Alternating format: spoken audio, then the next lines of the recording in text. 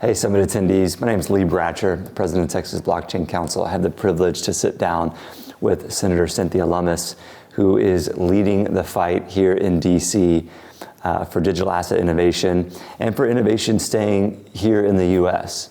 Senator, thanks for taking a second to sit down. Oh, thanks for coming into the office, Lee. It's great to see you. Yes. Well, the first question I wanted to ask is about the ethos that I think we find in our states that's a little bit similar between Wyoming and Texas. Share with us a little bit about your kind of background in Wyoming and sort of your independent thinking and what drove you to this position that you now have. I had been Wyoming State Treasurer. And when I was practicing law, I also did some oil and gas and mining law. So I was very familiar with mining concepts. So when Bitcoin came along, and you can equate mining concepts to the mining of Bitcoin, it just sort of clicked with me, made sense to me.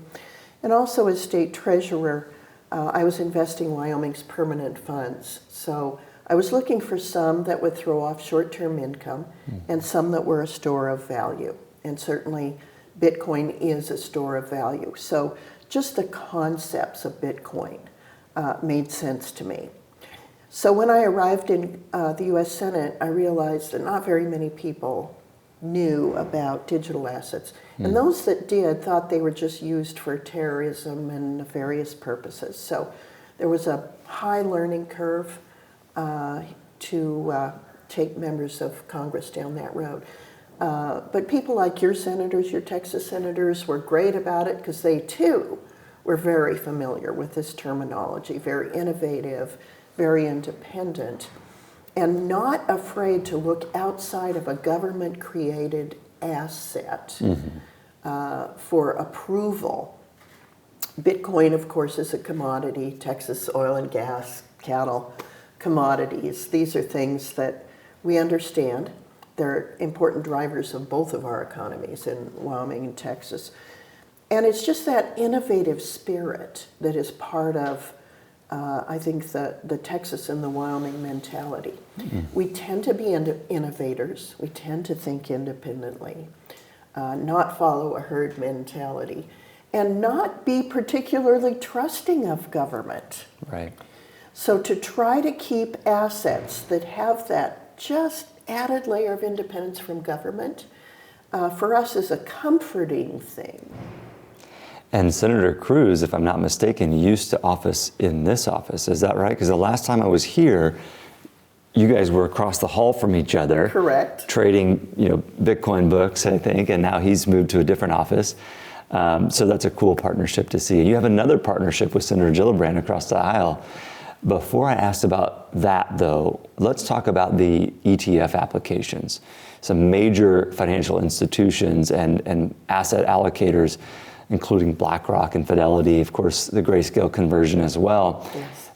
We're receiving sort of weird bits of news where the tickers for these ETFs are starting to show up, even though the approval hasn't been reached yet. But the SEC, by all accounts, will approve in the next couple of months. We just don't know when. What are your thoughts on that? I think it's a positive step. Digital assets have matured during the last 2 years when we've been trying to educate Congress about the Lumis-Gillibrand Bill. And so the industry has more backroom functions and support functions than it did. It's ready, definitely ready. For an exchange-traded fund. And now that the innovators within the industry have built these back office functions that are the supporting staff of an exchange, the traditional financial institutions like Fidelity and BlackRock are taking an interest.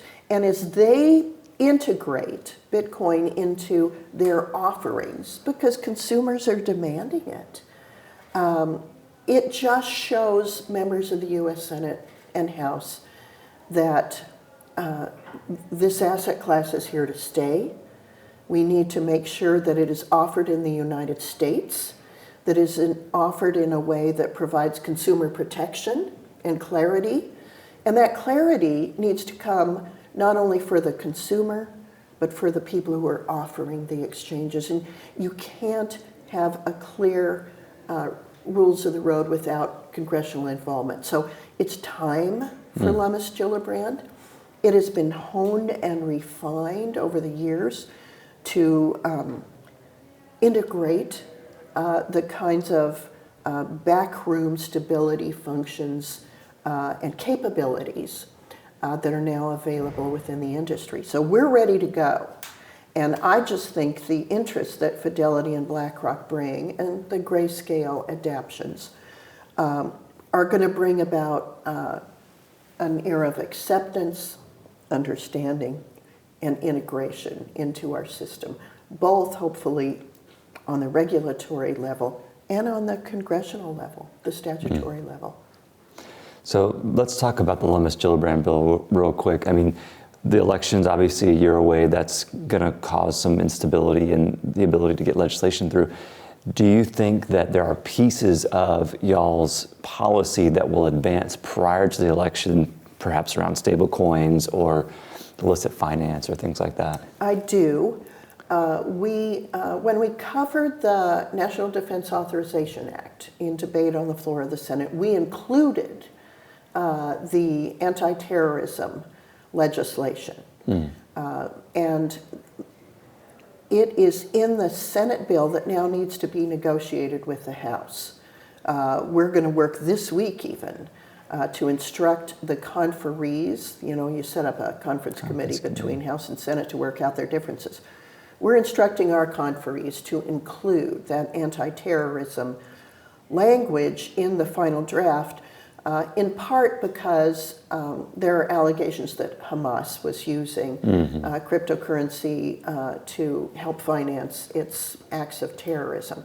So it's front and center on people's minds. We need to remind them that we did address this in the NDAA.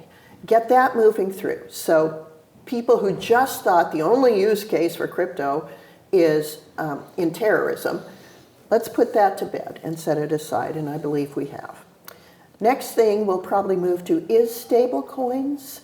There seems to be a fairly complete negotiation of stablecoin language both in the House and the Senate. They're a little different, but the differences are minute. Senator Gillibrand and I have been working with Congressman Patrick McHenry, who chairs the House Financial Services Committee on this.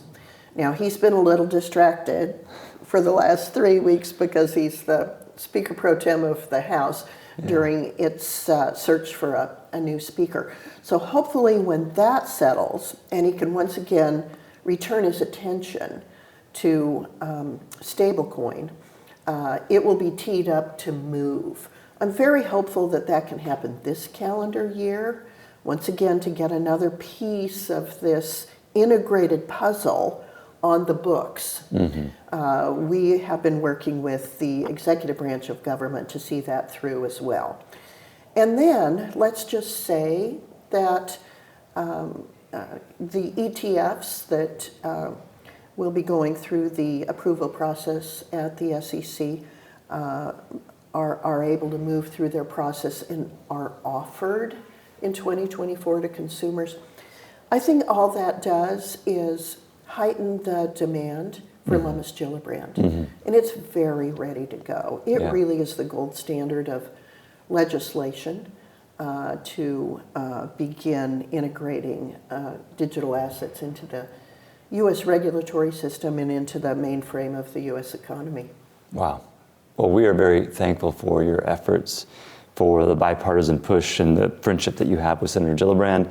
And we're supporting this legislation as much as we can. Thank you. From the states, the various state associations across the country. And so, thank you for your efforts and thanks for taking a few minutes to chat with us today. She's a fabulous partner.